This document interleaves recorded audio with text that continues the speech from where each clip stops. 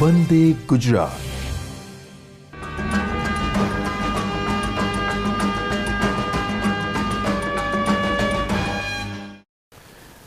નમસ્કાર વિદ્યાર્થી મિત્રો, હવે આપણે આ લેક્ચરમાં બંધારણીય સમઘટકતાના બાકીના 3 પ્રકાર વિશે સમજીશું. આનો પહેલો જે પ્રકાર હતો કે બંધન સમઘટકતા અથવા બંધનીય સમઘટકતા, એ આપણે આગળના લેક્ચરમાં છેલ્લે જોયો. હવે સવર્ગ સમઘટકતા, તો આ પ્રકારની સમઘટકતા એવા સંકીર્ણ સંયોજનો દર્શાવે છે કે જેમાં ધન આયન અને ઋણ આયન આ બંને સંકીર્ણ સ્પીસીસ હોય છે. એટલે કે આ ધન આયન અને ઋણ આયન આ બંને એ સંકીર્ણ સ્પીસીસ હોય છે. એટલે આ સમઘટકતા હવે કેવી રીતે ઉદ્ભવે, તો આ ધન આયન સંકીર્ણ સ્પીસીસમાં ધાતુ આયન અને આ ઋણ આયન સંકીર્ણ સ્પીસીસમાં ધાતુ આયન. તો અહીંયા આગળ દાખલા તરીકે રહેલા 6 એકદંતીય લિગેન્ડ અને અહીંયા આગળ રહેલા 6 એકદંતીય લિગેન્ડ. તો આ પ્રકારની સમઘટકતામાં ધન આયન સંકીર્ણ સ્પીસીસ અને ઋણ આયન સંકીર્ણ સ્પીસીસમાં આ લિગેન્ડની આંતર હેરફેર થતી હોય છે. એટલે કે ધન આયન સંકીર્ણ સ્પીસીસના લિગેન્ડ એ ઋણ આયન સંકીર્ણ સ્પીસીસમાં રહેલા ધાતુ આયન સાથે જોડાઈ જાય છે, અને એ જ રીતે ઋણ આયન સંકીર્ણ સ્પીસીસમાં રહેલા લિગેન્ડ એ ધન આયન સંકીર્ણ સ્પીસીસમાં રહેલા ધાતુ આયન સાથે જોડાઈ જાય છે, અને એના કારણે એના 2 સમઘટકો જે ઉદ્ભવે છે એ કહેવાય છે સવર્ગ સમઘટકો. આપણે એક સાદું ઉદાહરણ લઈએ. દાખલા તરીકે CO NH3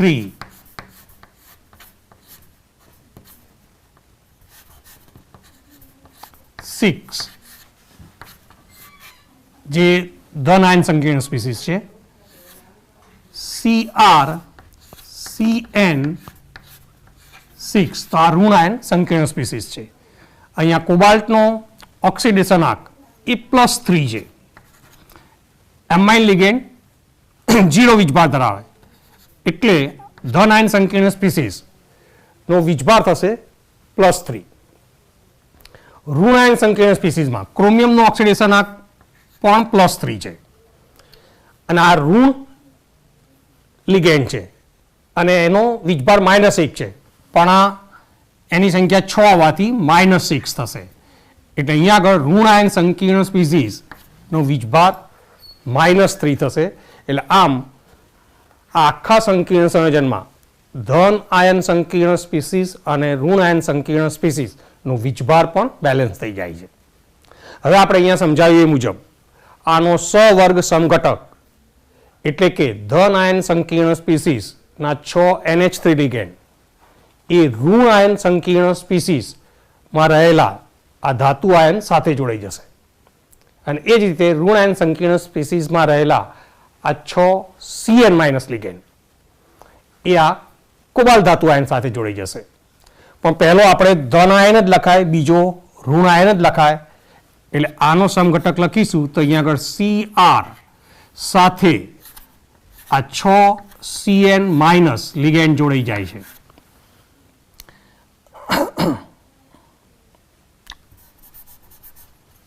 એટલે CR સાથે અહીંયા આગળ 6 NH3 લિગેન્ડ જોડાશે. એટલે NH3 લિગેન્ડ કોબાલ્ટ સાથે જોયા તેની જગ્યાએ આવે ક્રોમિયમ સાથે જોડાઈ જશે, અને એ જ રીતે અહીંયા આગળ કોબાલ્ટ સાથે 6 CN- લિગેન્ડ જોડાઈ જશે. એટલે આમ ધન આયન અને ઋણ આયન સંકીર્ણ સ્પીસીસમાં આ લિગેન્ડ વચ્ચે આંતર ફેરફાર થઈ જાય છે, અને એના કારણે બનતા સમઘટકોને કહેવાય છે સવર્ગ સમઘટકો. તો આવી સમઘટકતા કહેવાશે સવર્ગ સમઘટકતા. હવે આપણે આનો બીજો પ્રકાર જોઈએ, આયનીકરણ સમઘટકતા.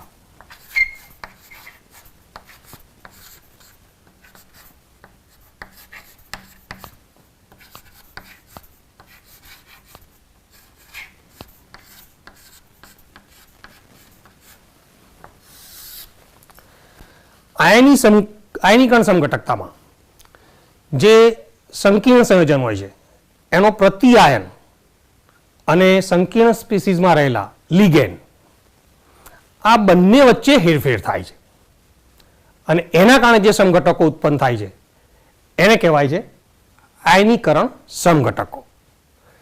જેમ કે આપણે આ ઉદાહરણ લઈએ કે CO NH3 5 એટલે અમાઇન લિગેન્ડની સંખ્યા 5 અને એક સલ્ફેટો લિગેન્ડ SO4 અને આ જે પ્રતિ આયન છે એ Br- છે. એટલે અહીંયા આગળ આ સંકીર્ણ સ્પીસીઝમાં રહેલો ઋણ આયન SO4 2- જે લિગેન્ડ તરીકે છે, જ્યારે આ Br- એ પ્રતિ આયન છે. તો આ બંને વચ્ચે હેરફેર થવાથી જે નવો સમઘટક રચાશે એ એનો આયનીકરણ સમઘટક કહેવાશે. જેમ કે આનો આયનીકરણ સમઘટક તો આ CO NH3 5 હવે આ સલ્ફેટો લિગેન્ડની જગ્યાએ આ પ્રતિ આયન બ્રોમાઇડો એ લિગેન્ડ તરીકે અહીંયા આગળ વર્તશે, જ્યારે સલ્ફેટો જે અહીંયા લિગેન્ડ હતો એ હવે સલ્ફેટ ઋણાયન તરીકે આવી જશે. એટલે આમ આ બંને જે સમઘટકો બન્યા એને કહેવાશે આયનીકરણ સમઘટકો. એટલે અહીંયા પ્રતિ આયન પોતે એ લિગેન્ડ તરીકે વર્તવાની ક્ષમતા ધરાવતા હોય છે. તો જ્યારે પણ આ રીતે પ્રતિ આયન અને સંકીર્ણ સ્પીસીસમાં રહેલ ઋણાયન લિગેન્ડ વચ્ચે અદલાબદલી થઈ જાય, આંતર ફેરફાર થઈ જાય, ત્યારે આ પ્રકારની સમઘટકતા ઉદ્ભવે છે. હવે આપણે દ્રાવક મિશ્રણ સમઘટકતા ઉદાહરણ દ્વારા જોઈએ.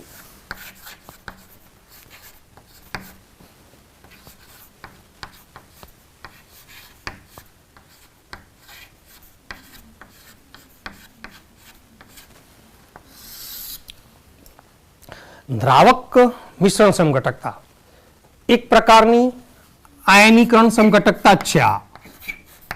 આ આયનીકરણ સમઘટકતા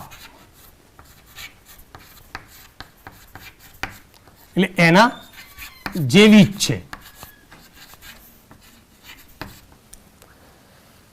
જો અહીંયા આગળ દ્રાવક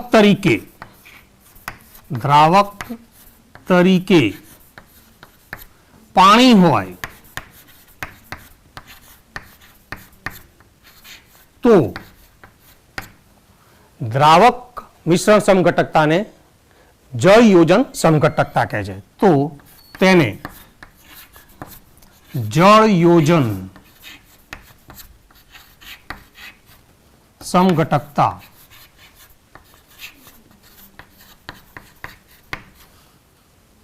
કહે છે.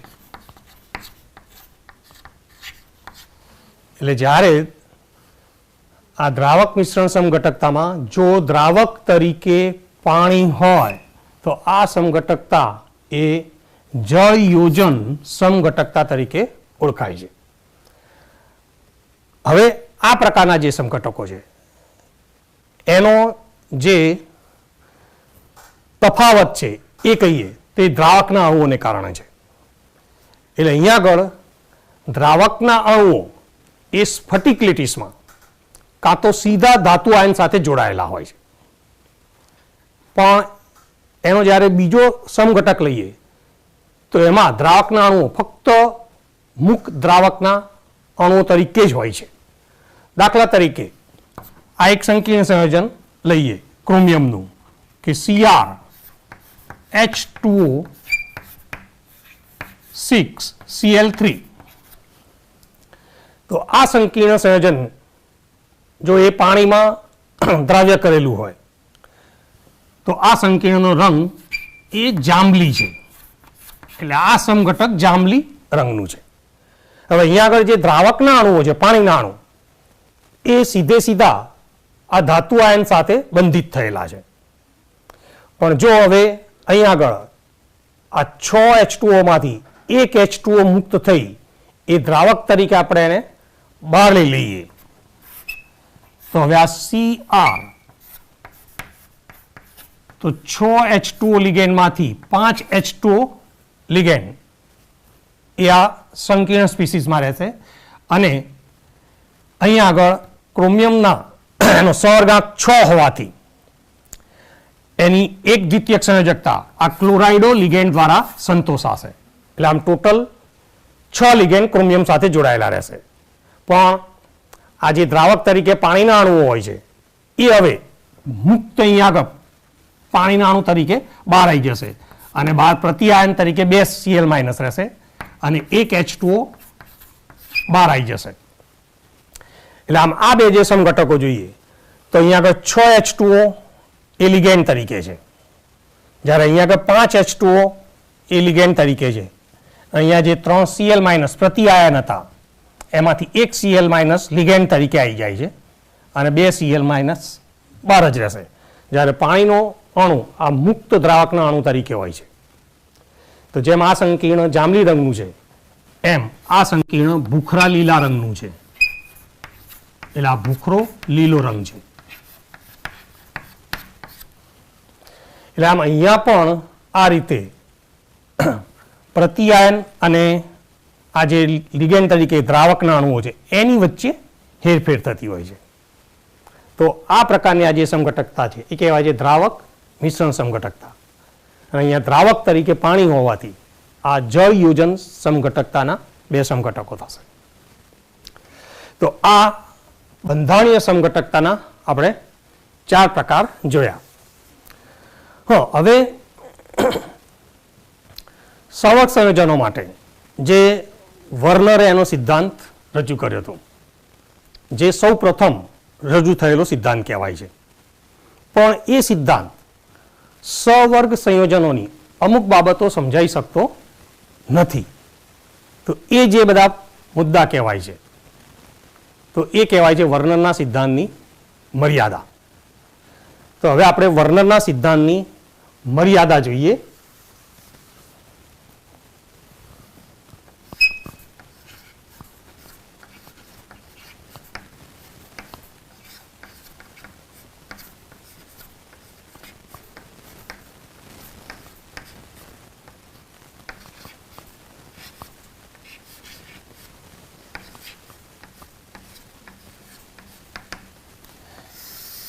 એટલે કે વર્નરનો સિદ્ધાંત સવર્ગ સંયોજનો માટેની કઈ બાબતો સમજાઈ શકતો નથી. તો અહીંયા આગળ આ એની મર્યાદામાં એના 3 મુદ્દાનો સમાવેશ થાય છે. જેમ કે પહેલો મુદ્દો કહીએ તો જે સવર્ગ સંયોજનો છે એ બધી જ ધાતુઓ એ બનાવતા નથી. તો અહીંયા આગળ શા માટે કે કેટલીક ધાતુઓ જ આવો સવર્ગ સંયોજનોનો નોંધપાત્ર ગુણધર્મ ધરાવે છે એ વર્નરનો સિદ્ધાંત સમજાઈ શકતો નથી. એટલે આ પહેલો મુદ્દો રજૂ કરીએ તો અહીંયા કહી શકાય કે શા માટે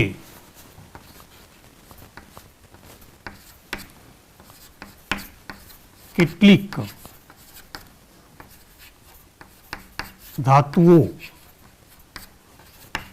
સવર્ગ સંયોજનો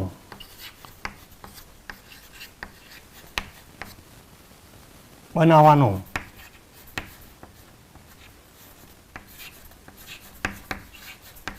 નોંધપાત્ર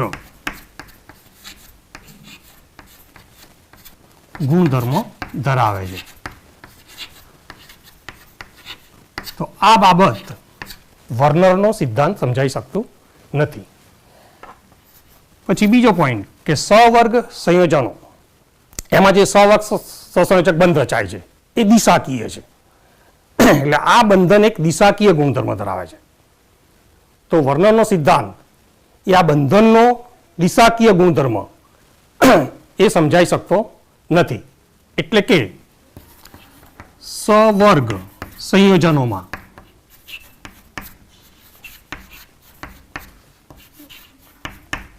બંધનનો એટલે કે આ સવર્ગ સહસંયોજક બંધનો, તો આ બંધનનો દિશાકીય ગુણધર્મ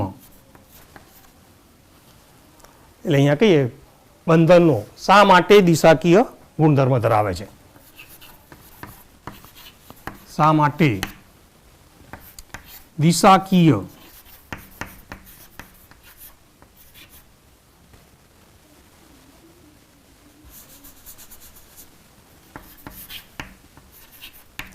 ગુણધર્મ ધરાવે છે.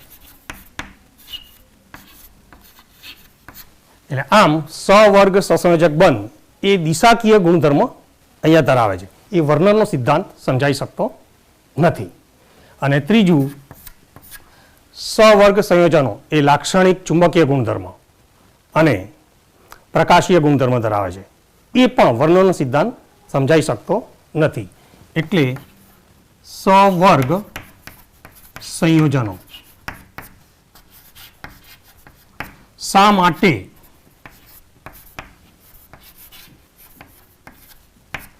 લાક્ષણિક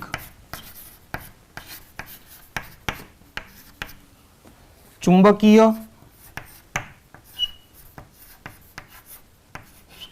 અને પ્રકાશીય ગુણધર્મ ધરાવે છે.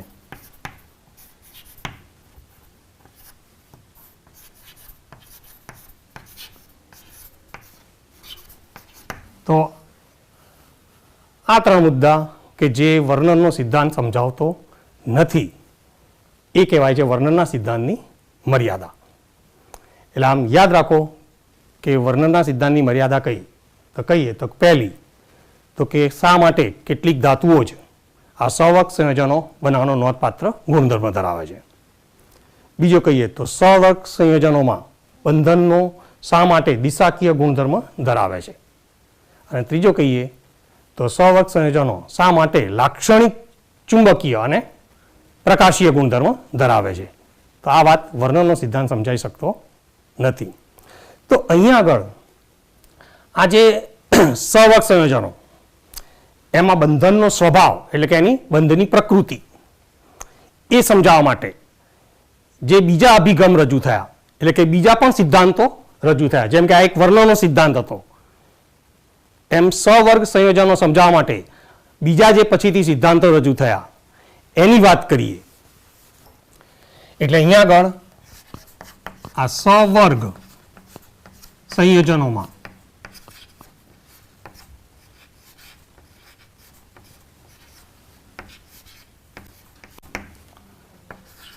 બંધન એટલે કે સવર્ગ સહસંયોજક બંધ, તો આ બંધનનો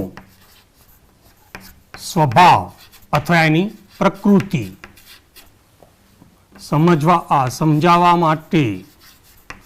સમજાવવા માટે રજૂ થયેલા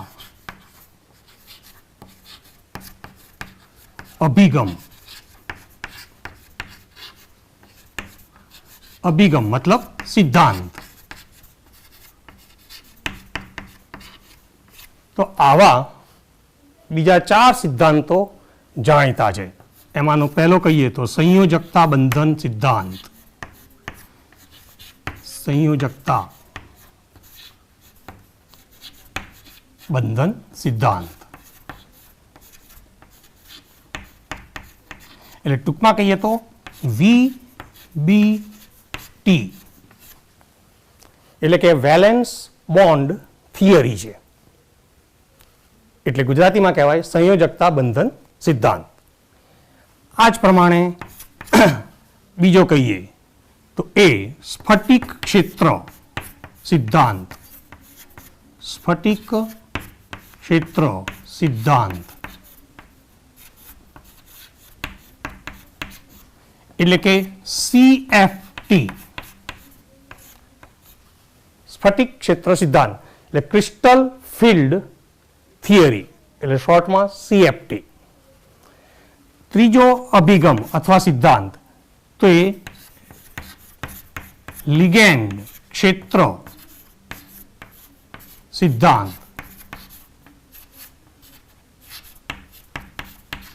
એટલે કે LFT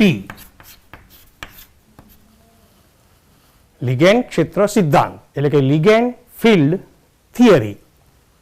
અને ચોથો અભિગમ છે અથવા ચોથો સિદ્ધાંત કહીએ તો એ આણ્વીય કક્ષક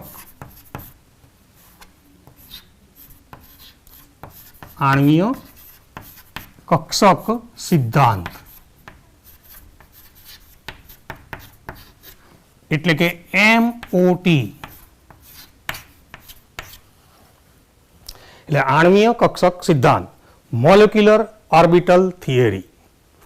એટલે આમ સવર્ગ સંયોજનોની સમજૂતી માટે કુલ 5 સિદ્ધાંતો રજૂ થયેલા છે. એમાંનો પહેલો છે વર્નરનો સિદ્ધાંત અને ત્યાર પછી બાકીના 4 સિદ્ધાંતો VBT valence bond theory, CFT crystal field theory, LFT ligand field theory અને MOT મોલેક્યુલર ઓર્બિટલ થિયરી. એમાં આપણે આ ચેપ્ટરમાં પહેલા 2 સિદ્ધાંતોની સમજૂતી આના પછી હવે જોઈશું. તો પહેલા આપણે જોઈશું સંયોજકતા બંધનવાદ અથવા સંયોજકતા બંધન સિદ્ધાંત. તો આ સિદ્ધાંત મુજબ સવર્ગ સંયોજનોની રચના કેવી રીતે હોય છે એ સમજીએ. તો હવે આપણે સવર્ગ સંયોજકતા બંધન સિદ્ધાંત એ સવર્ગ સંયોજનો માટે રજૂ કરીએ.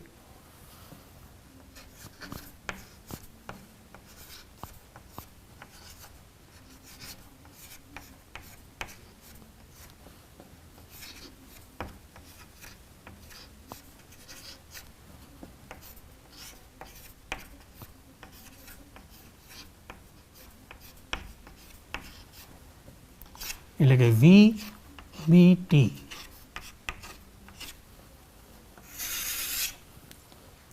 હવે આ સિદ્ધાંત મુજબ અહીં આગળ જે ધાતુ આયનની કક્ષકો છે એ લિગેન્ડની અસર હેઠળ અમુક કક્ષકોનો સેટ એ સંકળમાં ઉપયોગ લે છે અને ચોક્કસ ભૂમિતિ ધરાવતી સંકૃત કક્ષકોનો સેટ આપે છે. દાખલા તરીકે સંક્રાંતિ ધાતુઓની વાત કરતા હોઈએ તો આ N-1D પછી NS અને NP આ એક કક્ષકોનો સેટ થશે. આ D કક્ષક, S કક્ષક અને P કક્ષક જ્યાં N એ મુખ્ય ક્વોન્ટમ છે. એટલે D કક્ષકનો મુખ્ય ક્વોન્ટમ S અને P ના મુખ્ય ક્વોન્ટમ કરતાં 1 જેટલો ઓછો હોય છે અથવા તો ત્રણેયના ક્વોન્ટમ સરખા હોય. ત્રણેયના મુખ્ય ક્વોન્ટમ સરખા હોય તો અહીંયા કહીશું NS, NP અને ND. તો આ કક્ષકો એટલે જ્યારે પણ સંક્રાંતિ ધાતુઓ એ એમની આ કક્ષકોનો સેટ અથવા આ કક્ષકોનો સેટ એ સંકરણ માટે ઉપયોગમાં લે છે ત્યારે ચોક્કસ ભૂમિતિ ધરાવતી સંકૃત કક્ષકોનો એક નવો સેટ આપે છે. આ જે ચોક્કસ ભૂમિતિ ધરાવતી સંકૃત કક્ષકોની વાત કરીએ તો આપણે અગાઉ સમજાયેલું છે સવર્ગ બહુફલકીયમાં કે અષ્ટફલકીય છે, સમચતુષ્ફલકીય છે અથવા સમતલીય સમચોરસ છે. તો આવી જે ભૂમિતિ ધરાવતી કક્ષકોનો એ સેટ આપે છે. તો અહીં આગળ સવર્ગ સંયોજનોમાં આ રીતે આ જે સંકૃત કક્ષકો અહીં આગળ જોવા મળે છે અને એ કયા પ્રકારનું સંકરણ કરે છે તો એ સંકરણના પ્રકારને આધારે એની ભૌમિતિક ગોઠવણી કેવી છે એ ખાસ યાદ રાખવા જેવું છે. દાખલા તરીકે આ બેમાંથી ગમે તે સેટનો ઉપયોગ કરી જો sp3 સંકરણ થાય એટલે કે આ સંકરણમાં એક S અને 3 P કક્ષકો ભાગ લેશે તો એ વખતે 4 જે સંકૃત કક્ષકો મળશે sp3 સંકૃત કક્ષકો એ સમચતુષ્ફલકીય રચનામાં ગોઠવાય છે. એટલે 4 sp3 સંકૃત કક્ષકો આ સમચતુષ્ફલકીય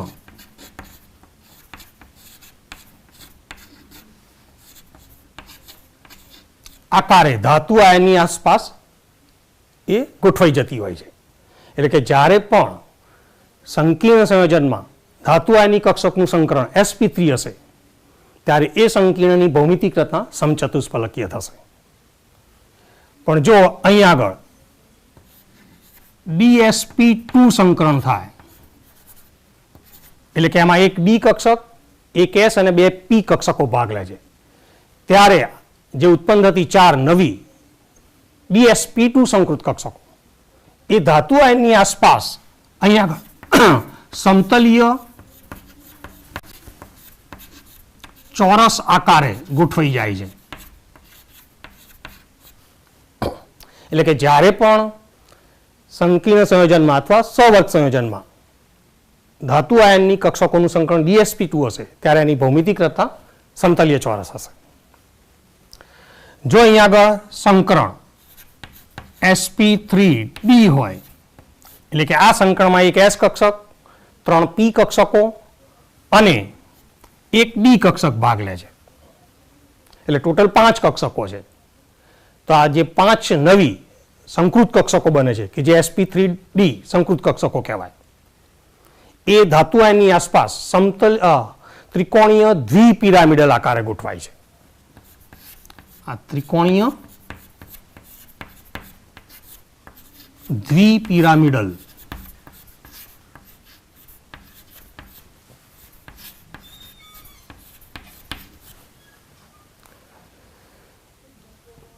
પણ જો સંકળમાં 6 કક્ષકો ભાગ લેતી હોય તો દાખલા તરીકે d2sp3 સંકરણ થાય એટલે 2 ડી કક્ષકો, 1 s અને 3 p કક્ષકો, અથવા sp3d2 સંકરણ થાય એટલે અહીંયા પણ 2 ડી કક્ષકો, 3 p કક્ષકો અને 1 s કક્ષક છે. પણ આ બે સંકરણમાં તફાવત એ છે કે આપણે આ સંકરણમાં ડી પહેલા લખેલું છે એટલે અંદરની 3D કક્ષકો સંકરણમાં ભાગ લે છે. એટલે આ સંકરણ થાય ત્યારે એ સંકીર્ણ આંતરકક્ષકીય સંકીર્ણ કહેવાશે, કેમ કે એમાં અંદરની 3D કક્ષક ભાગ લે છે. પણ જ્યારે આ સંકરણ થશે ત્યારે આપણે ડી પાછળ લખેલી છે એટલે કે અહીંયા 4D કક્ષક ભાગ લેશે એટલે એમાં આ કક્ષકોનો સેટ હોય છે, જ્યારે અહીંયા આગળ આ કક્ષકોનો સેટ છે. એટલે અહીંયા જે ડી કક્ષક ભાગ લે છે એ બહારની 4D કક્ષક ભાગ લે છે. એટલે જે સંકીર્ણમાં ધાતુ આયનની કક્ષકોનું સંકરણ sp3d2 હશે એને બાહ્ય કક્ષકીય સંકીર્ણ કહેવાય છે. બંનેમાં કક્ષકોની સંખ્યા જે ભાગ લે છે સંકરણમાં એ સરખી છે. એટલે આ બેમાંથી કોઈ પણ સંકરણ થાય તો એ સંકીર્ણ સંયોજનનો આકાર એટલે કે એની ભૂમિતિ અષ્ટફલકીય હોય છે. એટલે આમ સંકીર્ણ સંયોજનમાં ધાતુ આયનની કક્ષકોનું સંકરણ કયા પ્રકારનું છે એ આપણને ખબર પડી જાય તો એ સંકીર્ણ સંયોજન એટલે કે સવર્ગ સંયોજન એની ભૌમિતિક રચના એ આપણે જાણી શકીએ છીએ. એટલે આ બરાબર યાદ રાખવાનું છે. આ બે જે સંકરણ છે કે જેમાં 4 કક્ષકો ભાગ લે છે તો એ વખતે ધાતુ આયનનો સહવર્ગાંક 4 હોય છે. એટલે જ્યારે ધાતુ આયનનો સહવર્ગાંક 4 હોય ત્યારે કાં તો sp3 સંકરણ થશે કાં તો dsp2 સંકરણ. પણ અહીંયા 5 કક્ષકો ભાગ લે છે તો જ્યારે ધાતુ આયનનો સહવર્ગાંક 5 હશે ત્યારે એમાં sp3d સંકરણ જોવા મળશે. જ્યારે આ બંનેમાં 6 કક્ષકો ભાગ લે છે તો જ્યારે ધાતુ આયનનો સહવર્ગાંક 6 હોય ત્યારે d2sp3 અથવા sp3d2 સંકરણ જોવા મળશે. એટલે આમ ધાતુ આયનનો સહવર્ગાંક કેટલો હોય તો કયા પ્રકારના સંકરણ થઈ શકે અને કયા પ્રકારના સંકરણ થાય તો સંકીર્ણ સંયોજનની ભૌમિતિક રચના કયા પ્રકારની હશે એ આપણે આના ઉપરથી કહી શકીએ છીએ, જે આના પછીના ટોપિકમાં એ આપણે ધ્યાનમાં લેવાની છે. તો હવે સંયોજકતા બંધન સિદ્ધાંતના સમજાવતા ઉદાહરણો લઈએ કે જેમાં ખાસ આ સંકરણ એનો ચુંબકીય ગુણધર્મ અને એના ઉપરથી એની ભૌમિતિક રચનાની ચર્ચા હશે. તો હવે અહીંયા આ વાતને સમજાવીએ.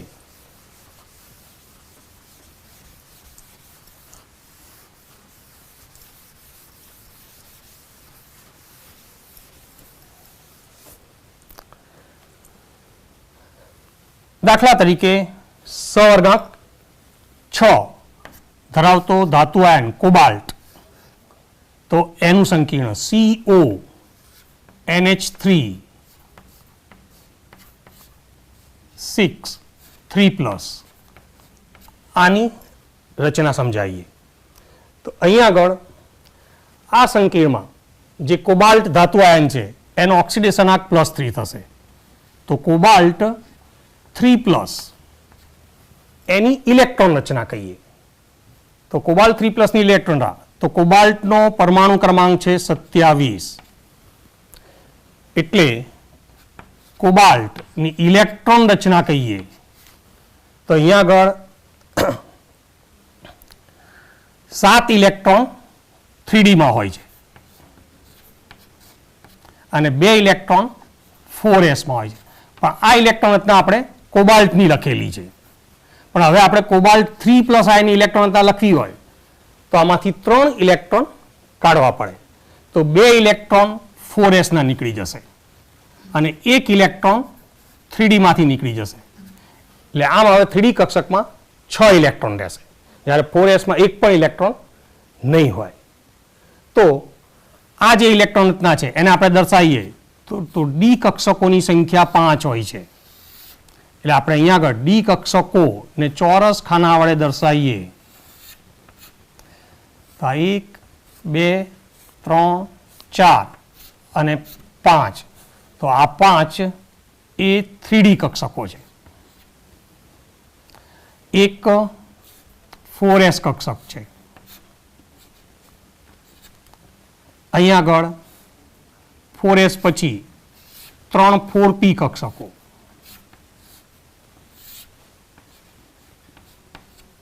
જે ખાલી છે. એટલે અહીંયા 4s અને 4p કક્ષકો ખાલી છે, પણ 3D કક્ષકમાં 6 ઇલેક્ટ્રોન છે. એટલે કક્ષકો 5 છે અને આમાં ઇલેક્ટ્રોન ભરવાના છે 6. તો કોઈ પણ એક 3D કક્ષકમાં ઇલેક્ટ્રોનનું યુગ્મન હશે. અને આ જે ઇલેક્ટ્રોન યુગ્મ છે, ઇલેક્ટ્રોનને આપણે તીર દ્વારા દર્શાવ્યો છે, જેની સ્પિન દર્શાવે છે, ભ્રમણ. એક જ કક્ષકમાં બંને ઇલેક્ટ્રોનનું ધરી ભ્રમણ એકબીજાથી વિરુદ્ધ હોય છે. એટલે 6 માંથી 2 ઇલેક્ટ્રોન એક 3D કક્ષકમાં અને બાકીની 4 3D કક્ષકમાં એક ઇલેક્ટ્રોન છે. એટલે આમ 3D કક્ષકમાં ટોટલ 6 ઇલેક્ટ્રોન થઈ જશે, જ્યારે 4s અને 4p કક્ષકો ખાલી છે. હા, હવે અહીંયા આગળ આની ચુંબકીય માહિતી ઉપરથી એ ખબર પડી જાય છે કે જ્યારે આની ચુંબકીય ચાક માત્રા પ્રાયોગિક રીતે શોધવામાં આવે છે તો એના પરથી ખબર પડી જાય છે કે આમાં કયા પ્રકારનું સંકરણ હશે, જે આપણે આ ઉદાહરણમાં આખું જોઈશું. તો અહીંયા NH3 લિગેન્ડ જે પ્રબળ ગણાય છે એની હાજરીમાં આ 3D કક્ષકોમાં ઇલેક્ટ્રોનની ફેરગોઠવણી થાય છે. એ ફેરગોઠવણી એટલે આ જે 4 અયુગ્મિત ઇલેક્ટ્રોન ધરાવતી કક્ષકો છે એમાંથી આ 2 અયુગ્મિત ઇલેક્ટ્રોન ધરાવતી 3D કક્ષકના ઇલેક્ટ્રોન એ બાકીની 2 અયુગ્મિત ઇલેક્ટ્રોન ધરાવતી 3D કક્ષકમાં દાખલ થશે. એટલે ટોટલ 3 ઇલેક્ટ્રોન યુગ્મો થઈ જશે અને 2 3D કક્ષકો ખાલી થઈ જશે. એટલે અહીંયા આગળ આ CO3+ માં ઇલેક્ટ્રોનની ફેરગોઠવણી થાય છે, જે આ લિગેન્ડની અસર હેઠળ થતી હોય છે. એટલે અહીંયા NH3 લિગેન્ડ પ્રબળ ગણાય છે અને એના 6 ઇલેક્ટ્રોન એ આ 3 3D કક્ષકમાં ઇલેક્ટ્રોન યુગ્મ તરીકે ભરાઈ જશે અને 2 3D કક્ષકો ખાલી થઈ જાય છે, જ્યારે એક 4s કક્ષક એ ખાલી જ છે અને 3 4p કક્ષકો એ પણ ખાલી જ છે. અને હવે આપણે જે આગળ સંકરણ સમજાયા એમાં એક વાત ખાસ યાદ રાખવાની કે સવર્ગ સંયોજનોની રચનામાં જ્યારે ધાતુ આયન એની કક્ષકોનો સંકરણમાં ઉપયોગ કરે તો એ કક્ષકોનો ઉપયોગ કરે છે કે જે ખાલી હોય. એટલે અહીંયા આગળ 2 3D કક્ષકો NH3 ની અસર હેઠળ ખાલી થવાથી અને એક 4s અને 3 4p કક્ષકો પહેલેથી ખાલી છે. તો હવે આ 6 કક્ષકોનું સંમિશ્રણ થઈ અહીં આગળ આપણને 6 D2sp3 સંકૃત કક્ષકોનો સેટ મળે છે. એટલે અહીંયા સંકરમાં ભાગ લેતી કક્ષકોમાં 2 3D કક્ષકો, એક 4s અને 3 4p છે. એટલે 6 કક્ષકોને આપણે અલગ બતાવીશું અને આ 3 3D કક્ષકો એમાંની દરેક કક્ષક ઇલેક્ટ્રોન યુગ્મ ધરાવશે. એટલે આ કક્ષકો કહેવાશે 3D કક્ષકો. જ્યારે હવે 2 3D, એક 4s અને 3 4p કક્ષકો એ સંકળમાં ભાગ લઈ આ 6 sp3 સંકૃત કક્ષકો બનાવે છે. એટલે આ 6 sp3 D2 સંકૃત કક્ષકો છે.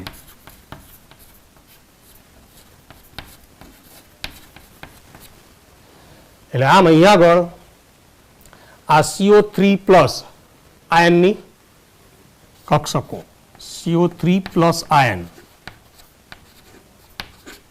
પછી NH3 લિગેન્ડની અસર હેઠળ 3D કક્ષકમાં ઇલેક્ટ્રોનની ફેર ગોઠવણી અને અહીંયા આગળ CO3 પ્લસ આયનની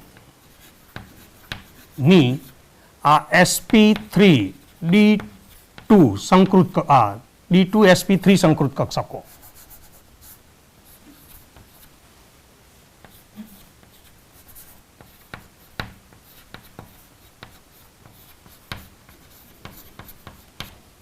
એટલે અહીંયા અંદરની 3D કક્ષકો સંગ્રહમાં ભાગ લે છે.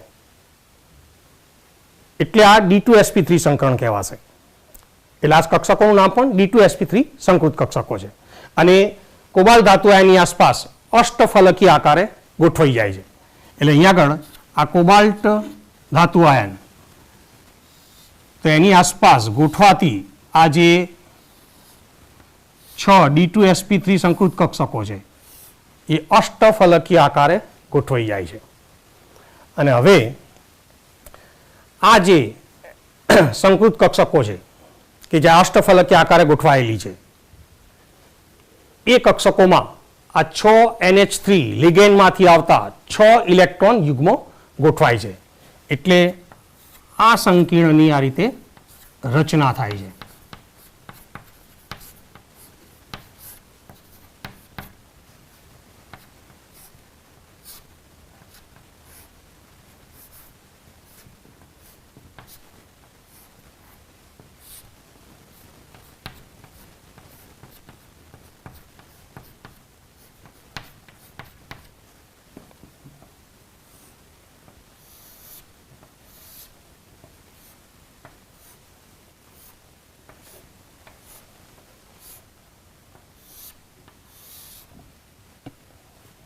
હવે આ D2sp3 સંકૃત કક્ષકો તો એ કક્ષકો એ આ 6 NH3 માંથી આવતા ઇલેક્ટ્રોન યુગ્મોને સ્વીકારે છે.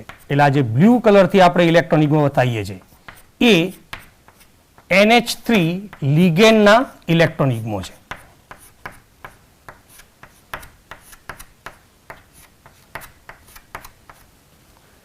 એટલે અહીંયા આગળ આ NH3 ના ઇલેક્ટ્રોન યુગ્મો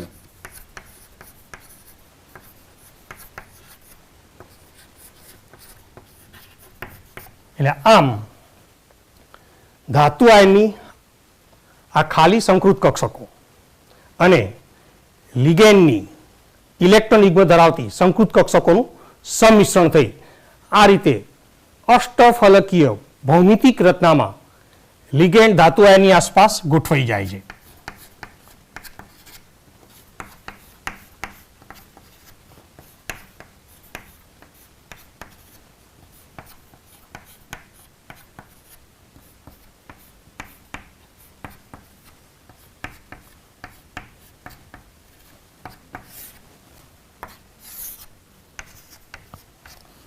એટલે આમ CONH3 6 3+ માં CO3+ નો સહગુણાંક 6 છે અને એમાં ધાતુ આયનનું જે કક્ષકોનું સંકલન થાય છે એ D2sp3 છે. એટલે એની આ ભૌમિતિક રચના અષ્ટફલકીય છે.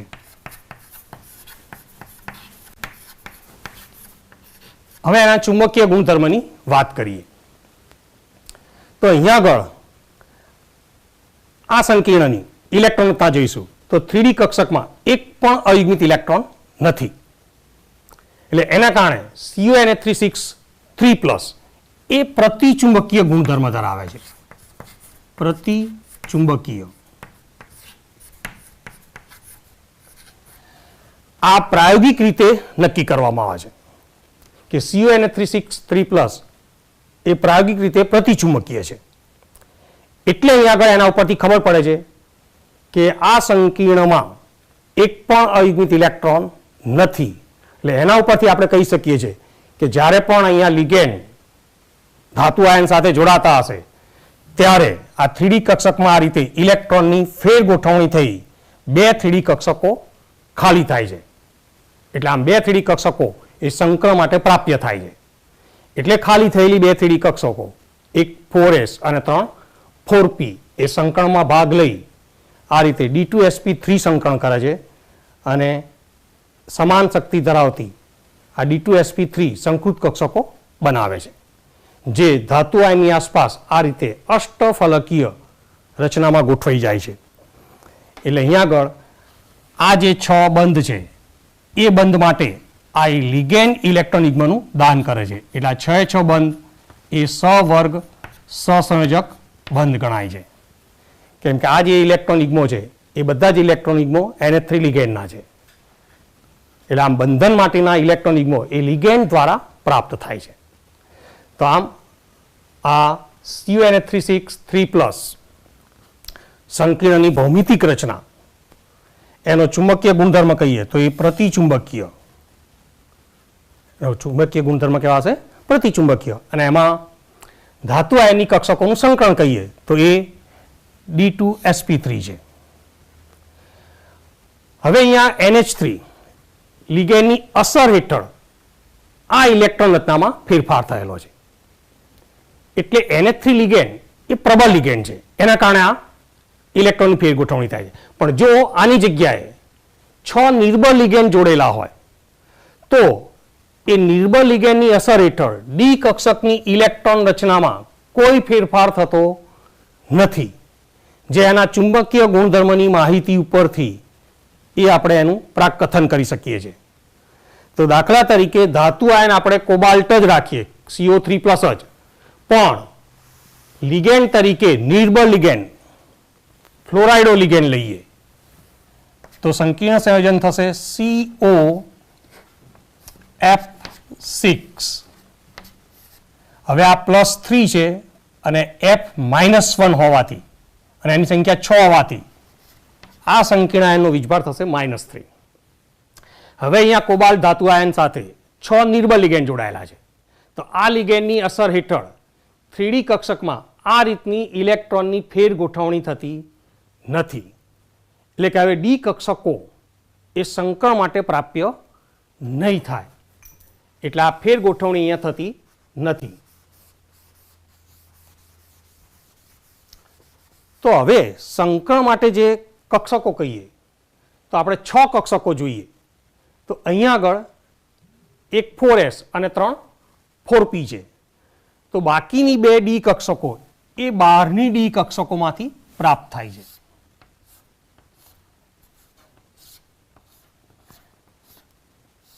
એટલે આ 5 4D કક્ષકો છે. એટલે હવે એક 4s 3 4p અને 2 4D કક્ષકો એ સંકરણ કરી અહીં આગળ sp3d2 સંકરણ કરે છે. એટલે sp3d2 સંકૃત કક્ષકો. એટલે અહીં આગળ કોબાલ્ટ આયનની હવે જે સંકૃત કક્ષકો કહેવાશે એ કહેવાશે sp3d2 સંકૃત કક્ષકો. એટલે અહીં આગળ 5 3D કક્ષકો એની ઇલેક્ટ્રોન રચનામાં કોઈ ફેરફાર થશે નહીં.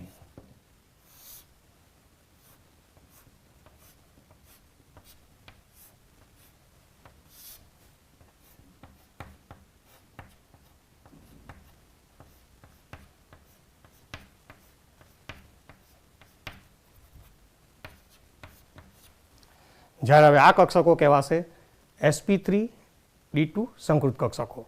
અને એ જ પ્રમાણે એ કોબાલ્ટ આયનની આસપાસ એ અષ્ટફલકીય રચનામાં ગોઠવાઈ જશે.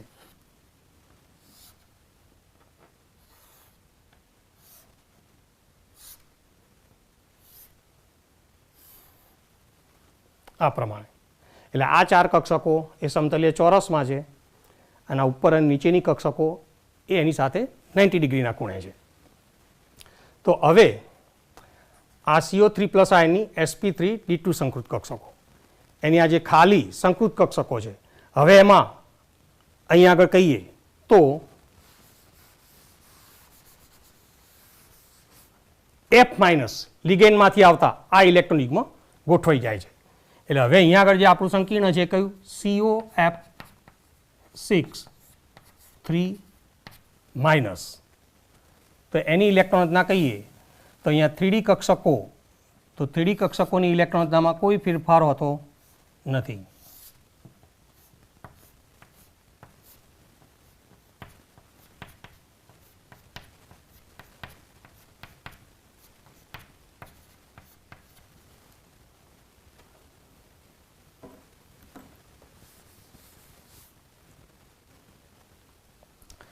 એટલે આમ COF6 3-, તો એમાં sp3d2 સંકરણ થવાથી આ 3D કક્ષકની અંદર આ 4 અયુગ્મિત ઇલેક્ટ્રોન છે અને એના કારણે એ અનુચુંબકીય ગુણધર્મ ધરાવે છે અને એની ચુંબકીય ચાક માત્રા એ 4 અયુગ્મિત ઇલેક્ટ્રોનને કારણે જોવા મળે છે, જે પ્રાયોગિક રીતે નક્કી થયેલું છે. એટલે એમાં આપણે અહીં આગળ કહી શકીએ છીએ કે COF6 3- નું સંકરણ એ sp3d2 હોવું જોઈએ. અને એમાં આ જે ઇલેક્ટ્રોન યુગ્મ છે એ આ લિગેન્ડ F- માંથી આવતા ઇલેક્ટ્રોન યુગ્મો છે, એટલે F- ના ઇલેક્ટ્રોન યુગ્મો.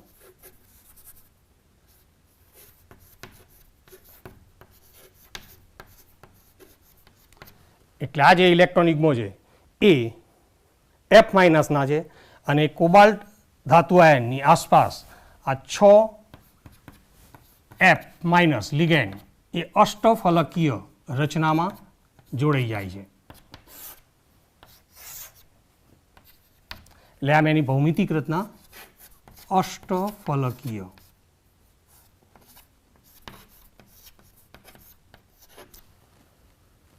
એટલે અહીંયા આગળ F- અને કોબાલ્ટ આયન વચ્ચે રચાતા બંધ માટે ઇલેક્ટ્રોન યુગ્મનું દાન F- કરે છે. એટલે આ F- લિગેન્ડની ઇલેક્ટ્રોન યુગ્મ ધરાવતી કક્ષક અને કોબાલ્ટ આયનની ખાલી sp3d2 સંકૃત કક્ષકો વચ્ચે સંમિશ્રણ થઈ અહીંયા આગળ આ સવર્ગ સસંયોજક બંધ બને છે. એટલે આ જે બંધ છે એ બધા સવર્ગ સસંયોજક બંધ છે. તો આમ આપણે અહીંયા આગળ 2 સંકીર્ણો સમજાયા. એક COF6 3- કે જેમાં બહારની 3D કક્ષકો, આ બહારની 4D કક્ષકો સંકરણમાં ભાગ લે છે. જ્યારે બીજું સમજાવ્યું CONH3 3+, કે જેમાં અંદરની 3D કક્ષકો સંકરણમાં ભાગ લે છે. અને એ માહિતી એ એના ચુંબકીય ગુણધર્મ ઉપરથી નક્કી કરવામાં આવે છે. CONH3 3+ એ પ્રતિચુંબકીય છે, એટલે એમાં કહી શકાય છે કે એમાં થતું સંકરણ D2sp3 છે. જ્યારે COF6 3- એ અનુચુંબકીય છે અને એની ચુંબકીય ચાક માત્રા પણ 4 અયુગ્મિત ઇલેક્ટ્રોનને કારણે હોય છે. એટલે કહી શકીએ છીએ કે એમાં થતું સંકરણ sp3d2 સંકરણ છે. તો અહીંયા આગળ આવું જે સંકીર્ણ છે કે જેમાં બહારની 4D કક્ષકો ભાગ લેતી હોય તો એને બાહ્ય કક્ષકીય સંકીર્ણ કહેવાય છે. એટલે COF6 3- એક બાહ્ય કક્ષકીય સંકીર્ણ છે અને અનુચુંબકીય છે, એનું ધરીભ્રમણ વધારે છે, એટલે અહીંયા આગળ ઊંચું ભ્રમણ સંકીર્ણ તરીકે ઓળખવામાં આવે છે. એટલે આમ જ્યારે પણ બહારની 3D કક્ષકો સંકળમાં, બહારની 4D કક્ષકો સંકળમાં ભાગ લે તો આવા સંકીર્ણને બાહ્ય કક્ષકીય સંકીર્ણ તરીકે ઓળખવામાં આવે છે. એટલે આ એક બાહ્ય કક્ષકીય સંકીર્ણ છે.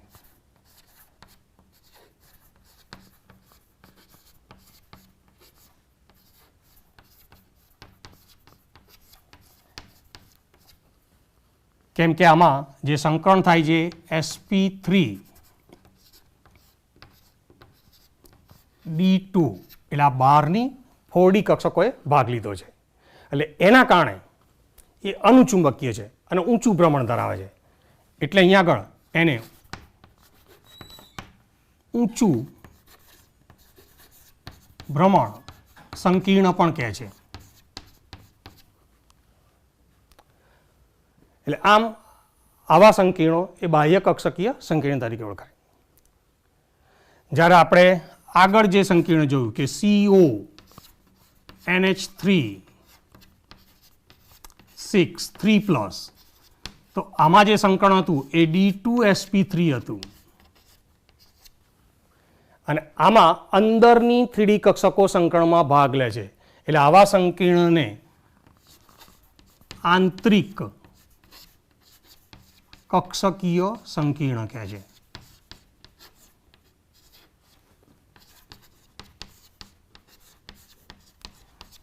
અને એ પ્રતિચુંબકીય છે, એટલે કે આનું ચુંબકીય ચાક માત્રા ઓછી અથવા તો 0 કહેવાય, એટલે એને અહીં આગળ નીચું ભ્રમણ સંકીર્ણ કહે છે.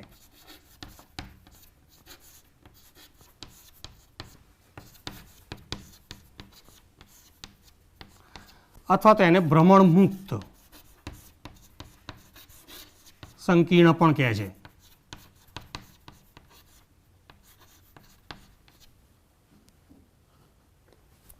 એટલે આમ જ્યારે બહારની 4D કક્ષકો સંકરણમાં ભાગ લે તે બાહ્ય કક્ષકીય સંકીર્ણ, જ્યારે અંદરની 3D કક્ષકો સંકરણમાં ભાગ લે તેને આંતરિક કક્ષકીય સંકીર્ણ તરીકે ઓળખવામાં આવે છે. તો આ માહિતી એ એના ચુંબકીય ગુણધર્મો ઉપરથી નક્કી કરવામાં આવે છે. હવે આપણે એક આ સંકીર્ણમાં સંકરણ સમજાવીએ કે NiCO4, જેમાં CO તટસ્થ લિગેન્ડ છે, એનો વીજભાર 0 છે, એટલે અહીંયા નિકલનો પણ ઓક્સિડેશનાંક 0 છે. એટલે આ એક સંકીર્ણ એવું કહેવાય છે કે જેમાં નિકલનો ઓક્સિડેશનાંક 0 છે. કે નિકલનો 0 ઓક્સિડેશનાંક ધરાવતું સંકીર્ણ કયું તો કે NiCO4.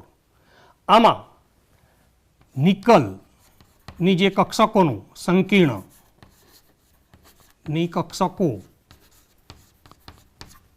સંકરણ કહીએ તો આ સંકરણ sp3 છે, અને એમાં sp3 સંકરણ થવાથી એની ભૌમિતિક રચના એ સમચતુષ્ફલકીય છે.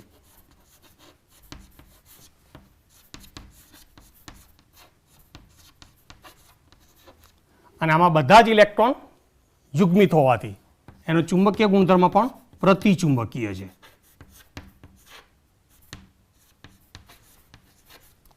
એટલે આમ આ નિકલ તે એની આસપાસ જોડાતા 4 કાર્બોનિલ લિગેન્ડ એ આવી સમચતુષ્ફલકીય ભૌમિતિક રચનામાં જોડાયેલા છે.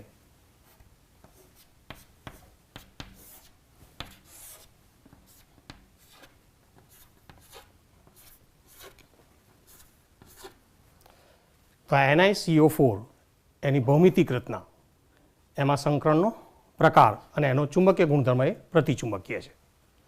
હવે આપણે આના પછીના લેક્ચરમાં NiCN4 2- અને NiCl4 2- ની રચના આ સંયોજકતા બંધન સિદ્ધાંત પરથી સમજાવીશું.